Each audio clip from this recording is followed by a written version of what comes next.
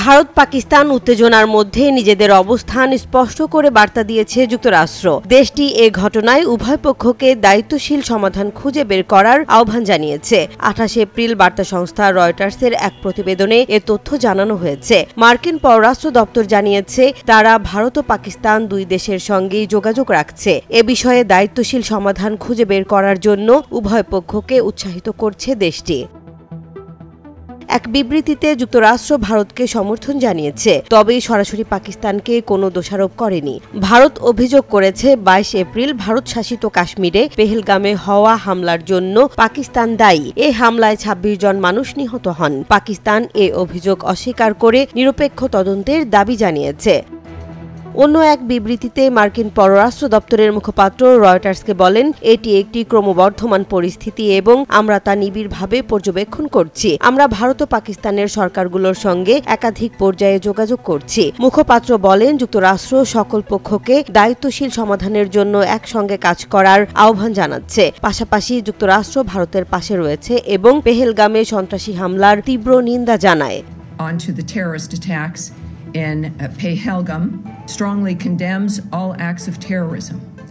We pray for the lives of those lost and for the recovery.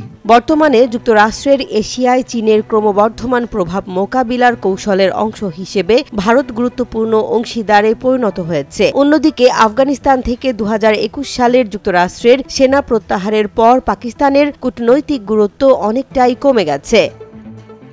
Washington ভিত্তিক দক্ষিণ Asia বিশ্লেষক ও foreign policy ম্যাগাজিনের লেখক Michael Kugelman বলেন, বর্তমানে ভারত যুক্তরাষ্ট্রের অনেক বেশি ঘনিষ্ঠ অংশীদার। এটি ইসলামাবাদকে চিন্তিত করতে পারে যে যদি ভারত সামরিক প্রতিক্রিয়া দেয় তবে যুক্তরাষ্ট্র ভারতের সন্ত্রাস বিরোধী উদ্যোগের প্রতি সহানুভূতিশীল হতে পারে এবং বাধা দেবে না।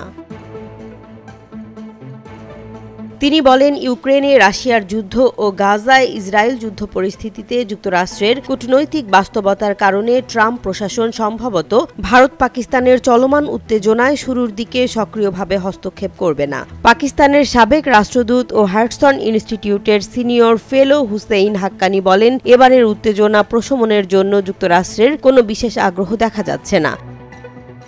তিনি বলেন, সীমান্তের ওপার থেকে সন্ত্রাসবাদের উৎপত্তি বা মদদ সম্পর্কে ভারতের দীর্ঘদিনের অভিযোগ রয়েছে, আর পাকিস্তানের দীর্ঘদিনের ধারণা যে ভারত চায় পাকিস্তানকে ভেঙে ফেলতে। কয়েক বছর পর পর উভয় দেশই নিজেদের মধ্যে উত্তেজনা তৈরি করে। এবারের পরিস্থিতিতে যুক্তরাষ্ট্রের এতে হস্তক্ষেপ করার কোনো বিশেষ আগ্রহ নেই।